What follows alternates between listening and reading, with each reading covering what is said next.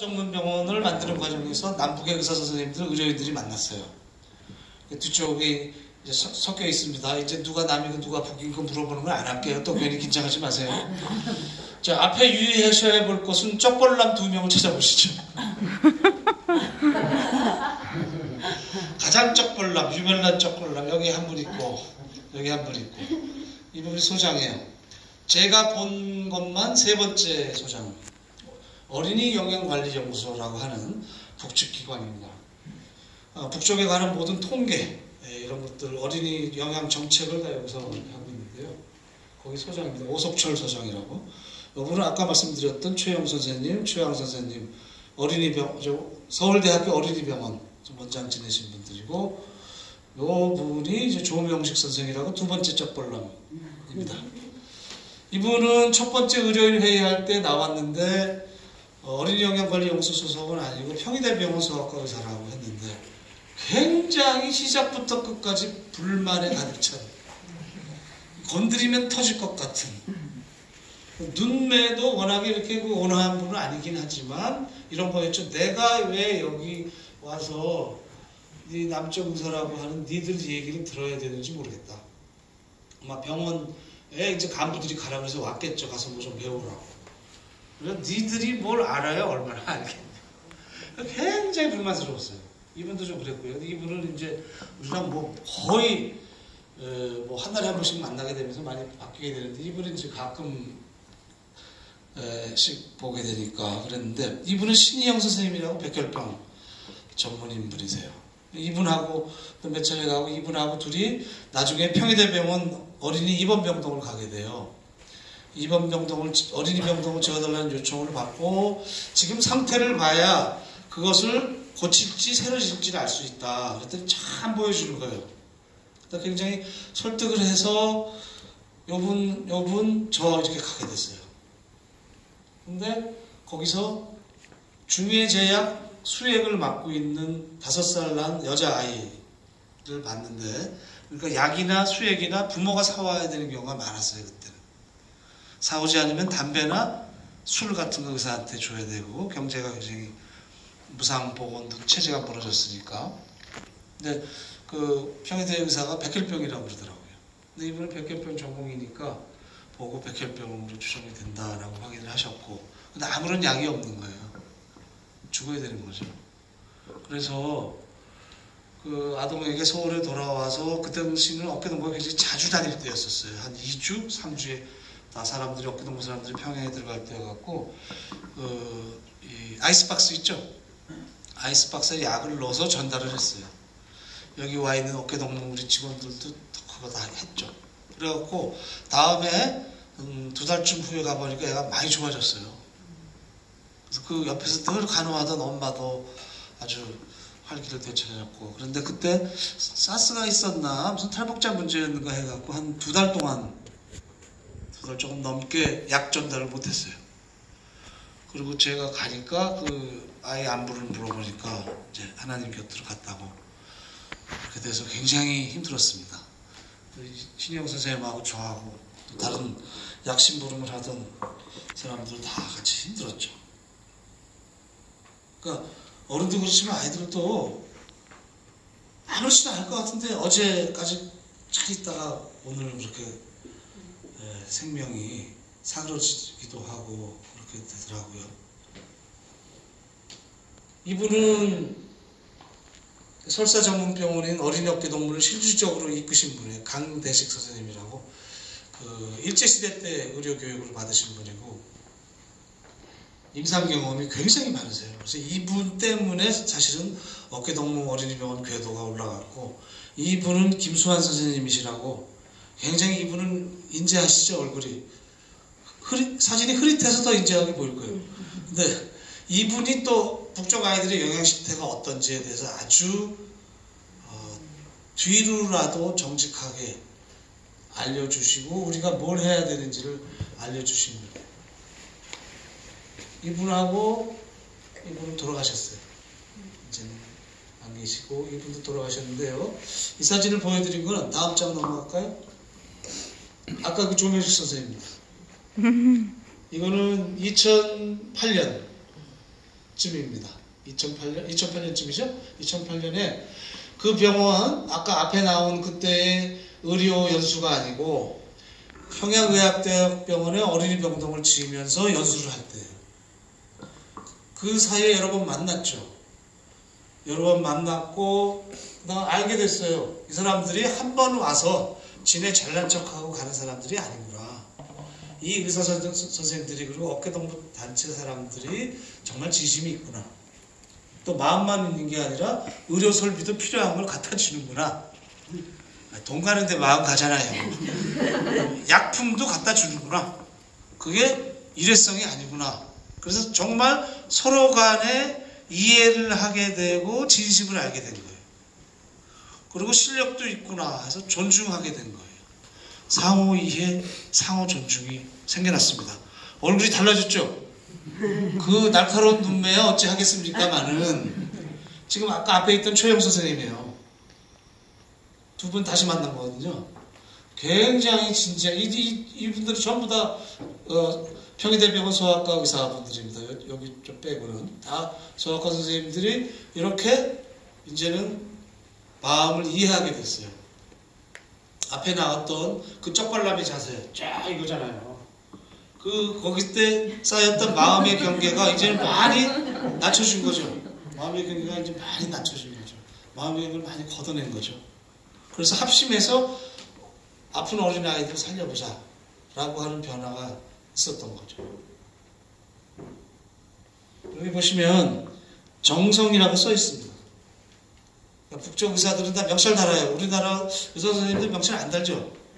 사실은 이건 진료 때가 아니어갖고 안 써졌는데 여기다 빵떡 모자까지 써요. 하얗게 셰프 하얀 모자에 반쯤 되는 거.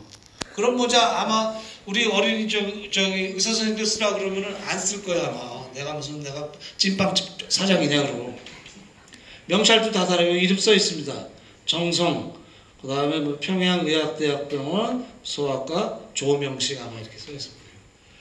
북쪽의 의학을 한마디로 얘기하자면 정성의학입니다. 정성의학.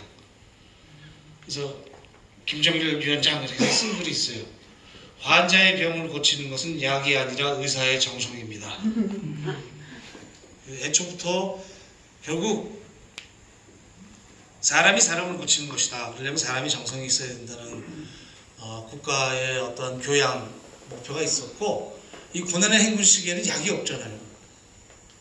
서양 약품이 없는 거예요. 그래서 이 평의대병원 같은 경우도 의사들이 일주일에 한 번 수요일 날은 산으로 들러가고 약초를 캐와야 돼요. 약초를 캐와갖고 진료 과목마다 다르지만은 많게는 60%, 적게는 40%를 한의학을 하게끔 그렇게 돼 있어요. 그러니까 의사의 정성이 더 중요하겠죠. 그래서 이 수혈할 피가 모자라니까 의사가 피를 뽑기도 해주고, 화상 입은 환자에게 이식할 피부가 없으니까 자기 피부를 이식하기도 해주고, 그래서 혈액 공유, 피부 공유 사례를 정성의학의 본보기로 토의하기도 하고 그런다고 하는데, 그런 걸 떠나서도 평의대병원 소아과 선생님들 이렇게 보면은 우리 어린이병원 선생님들이랑 얼굴이 비슷해요. 다 좀 그래도 마음들이 편안하세요. 어린아이를 이렇게 고치는 선생님들은. 그래서 이런 선생님의 이분 또 죄송한데 이분도 돌아가셨어요. 그 평의대병원에 어린이어깨동무 병동장을 이분이 맡으셔갖고 잘 이끌어 주셨는데 얼마 전에 돌아가셔서 참 안타까운 마음이 큽니다. 다음 장 넘어갈까요? 어린이어깨동무병원 개원할 때 그쪽 의사 선생님들 직원들이 다 나와서 환영하는 건데 뭐라고 써 있습니까? 우리 민족끼리 힘을 합쳐 나라의 통일을 자주적으로 이룩하자. 근데 흠의에서 잘 안 보이실지는 몰라도 자기가 가진 옷 중에서 제일 좋은 옷을 입고 나왔고 얼굴 표정을 보면은 가식적인 것이 아니라 정말 기뻐요. 우리 병원에 이제 본격적으로 200병상이 되는 어린아이 병동이 지어졌고 그것을 남북이 힘을 합쳐서 했다. 저희가 일방적으로 도와준 게 아니에요. 사실 이게 공원부지거든요. 그래서 도시계획에서 없애면 안 되는 건데 저희가 여기가 아니면 안 된다. 응급환자를 보려면 여기여야 된다 그래갖고 평의대병원은 평양시에 허가를 얻어냈어요. 땅을 내놨고 그 다음에 노동자들의 임금은 평의대병원이 분담했어요. 그리고 모래와 같은 자재도 일부 평리대 병원에 분담했고, 그래서 남북이 사실은 협력한 거예요. 협력한 결실이 이렇게 졌으니까 굉장히 기뻐했죠. 서로가 한 마음이 된 날입니다. 이날은 마음의 경계가 없었죠. 다음 장으로 넘어갈까요? 이렇게 짝지가 생겼죠. 철골공사하는 남측 기술자, 또 북측 기술자. 두 사람 보면은 특히 이렇게 의사 선생님들보다도 더 현장에서 기술을 나누면서 노동하시는 분들이 금방 가까워져요. 속된 말을 하면 노가다라고 그러잖아요. 노가다는 똑같은 일을 하시는 분들이니까. 그래서 남과 북이 평화체제가 정착이 되려면 정치인들이 만나면 절대 안 돼요. 초기에는 할 수 없이 좀 만나긴 해야 되지만 진짜 일하는 사람들이 만나야 돼요. 의사 대 의사, 철골 기술자 대 철골 기술자, 교사 대 교사. 그래서 뭔가 만나서 만들어낼 수 있는 사람들이 해야지, 정치인들 같은 경우는 대부분 평생 뭐 생산적인 일을 안 해본 분들. 괜찮아요. 그렇지 않은가요? 차이는 있을지 몰라도. 그래서 실제적으로 만나서 뭔가 같이 일을 할 수 있고, 그래서 뭔가 만들어낼 수 있는 분들이 만났으면 좋겠다고. 금방 친해져요. 물탱크 기술자들은 한 2주 동안 지하에 가서 생활을 하거든요. 그런 거 다 하더라고. 거기서 뭐 초코파이 먹고 막걸리 먹고, 아침에 내려갔다 5시에 올라와요. 하루 종일 뭐 하겠어요 거기서. 저도 막 내려가 본 적도 있고 그러는데, 2주 동안 그렇게 지내고 나면 그래. 사실 집에서 뭐 닭도 싸운대요 몰래. 북측 아줌마가 닭이랑 술이랑 챙겨가고 거기서도 먹고. 사실 저도 막걸리 얻어 먹은 적 있어요. 장교리라고 하는 농촌에 모자보건 센터 만들 때 음식을 거기다 대놓고 먹으니까 거기 만드는데 어느 날 그냥 복날이라고 닭을 과갖고 오셨더라고요. 그러면서 닭을 과갖고 오신 그 동네 그 아주머니께서 여명이 일꾼인데 어떻게 닭을 맨입으로 먹냐 그러면서 따라온 젊은 처자보고 냉큼 가서 깡냉이 막걸리 계정을 나왔다. 그래서 막걸리 한 잔을 마지 못하는 척하면서 잘 먹은 적이 있습니다. 이렇게 마음의 경계가 낮춰지더라고요. 그 다음 넘어갈까요? 그래서 저는 생각을 했어요. 사람과 사람이 만나야 된다. 처음에 저희 담당 참사도 체제의 대행자를 여겼는데 이렇게 실제적으로 일을 해보니까 또 싸우는 것도 다 이 토양이 되더라고요. 말다툼하는 것도. 또 저희가 2009년도 마지막으로 해갖고 남포에 있는 소아병동을, 입원병동을 새로 다 지어준다고 그랬다가 중간쯤밖에 못하고 일이 끝났어요. 그래서 서로가 너무 마음이 아픈 걸 아니까 서로 니 탓 나 탓도 안 하고 말을 아끼기도 하고. 저희 담당 참사들이 뭐 3년, 4년, 5년 계속 있는 건 아니에요. 짧게는 6개월에 바뀌기도 하고, 아까 맨 우측에 있던 사람 같은 경우는 한 4년 이상 했을 거예요. 오래 했어요. 오래 하면서 보니까 사람으로 보이더라고요. 민하협 참사, 조선민주주의 인민공화국 공무원이 아니라 사람으로 보이고, 그쪽 사람도 저를 사람으로 보는 것 같더라고요. 형이라고 부르는 사람도 있고 삼촌이라고 부르는 북쪽 공무원들도 있고, 또 더 어린 애들은 저보고 아바이라고 부르기도 하고. 아바이가 존칭이에요. 존칭. 위에 어른 보고 아바이라고 부르는 거죠. 참고로 노인이라는 말도 쓰긴 하지만 보통 북쪽에서는 늙은이라고 많이 불러요. 늙은이. 불경스럽죠. 그러나 어떻게 되죠? 어린이? 젊은이? 그 다음에 노인 그러면 갑자기 급격하잖아요. 늙은이. 이게 맞죠? 그게 사람으로 보여요. 사람으로. 김정일이 보이는 게 아니라 그 사람한테서 그 사람이 보여요. 그래서 이 시를 한번 소개를 해봤는데, 마지막으로 한번 읽을 낭독의 기회를 우리 최근에 교장 선생님 낭독을 한번 들어보세요.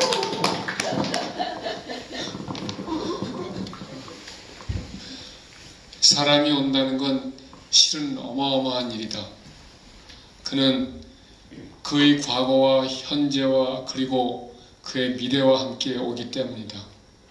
한 사람의 일생이 오기 때문이다. 부서지기 쉬운, 그래서 부서지기도 했을 마음이 오는 것이다.